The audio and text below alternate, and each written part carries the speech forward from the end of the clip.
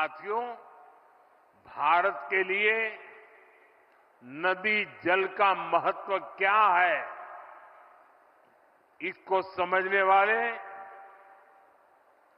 पहले लोगों में, और आपको भी जब बताऊं तो आश्चर्य होगा, यहां किसी को भी पूछ लीजिए, हिंदुस्तान में किसी को पूछ लीजिए कि देश आजाद होने के बाद सबसे पहले जल शक्ति, पानी का सामर्थ्य, पानी के लिए दूरंदर्शी आयोजन, इसके विषय में किसने सोचा था, किसने काम किया था? यहां मेरे पत्रकार बंधु भी जवाब नहीं दे पाएंगे। क्यों? जो सच्चाई है उसको दबा के रखा गया, उसे छिपा करके रखा गया और एक ही व्यक्ति को क्रेडिट देने के नशे में सच्चे सेवक को भुला दिया गया। और आज मैं बताता हूं, देश आजाद होने के बाद भारत की जल शक्ति, भारत के जल संसाधन, भारत में पानी के लिए बांधों की रचना, इन सब की दूरदृष्टि किसी एक महापुरुष को क्रेडिट जाती है तो उस महापुरुष का नाम है बाबा साहब आंबेडकर।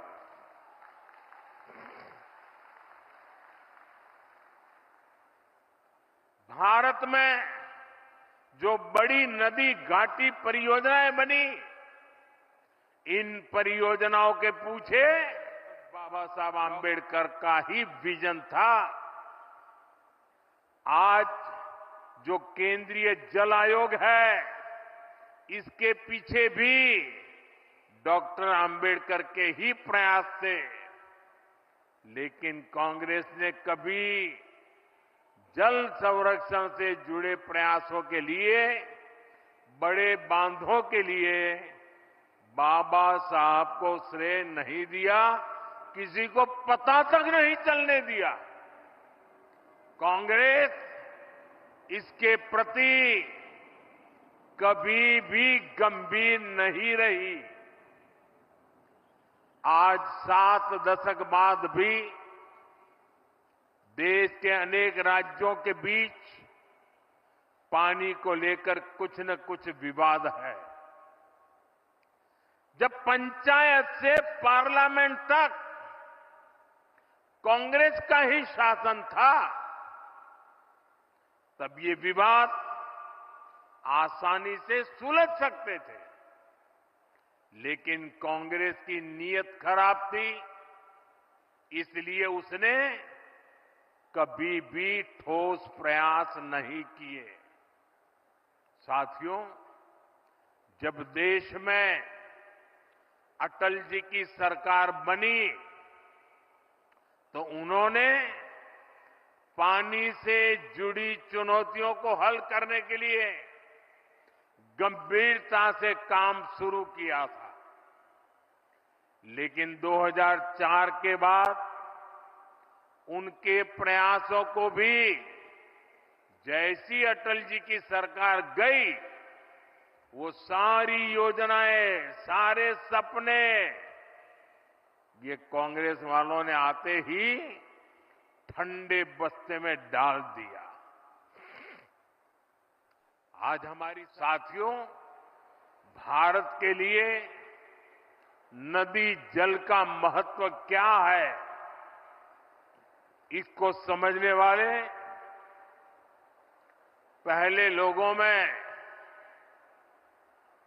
और आपको भी जब बताऊं तो आश्चर्य होगा,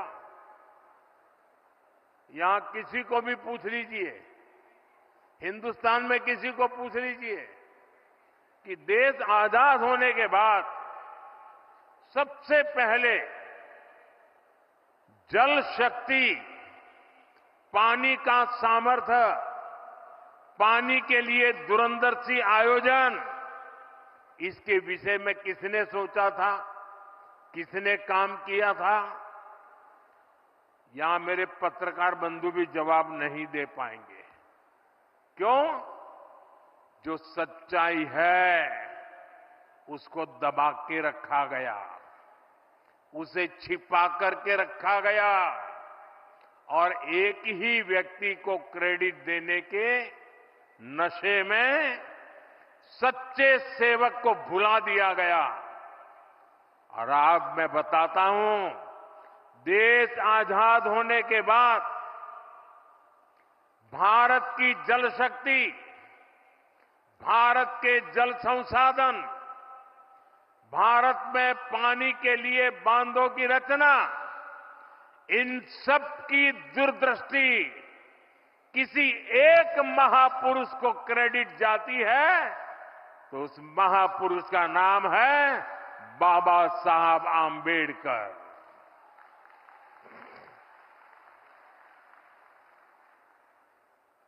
भारत में जो बड़ी नदी घाटी परियोजनाएं बनी, इन परियोजनाओं के पीछे डॉक्टर बाबा साहब आंबेडकर का ही विजन था।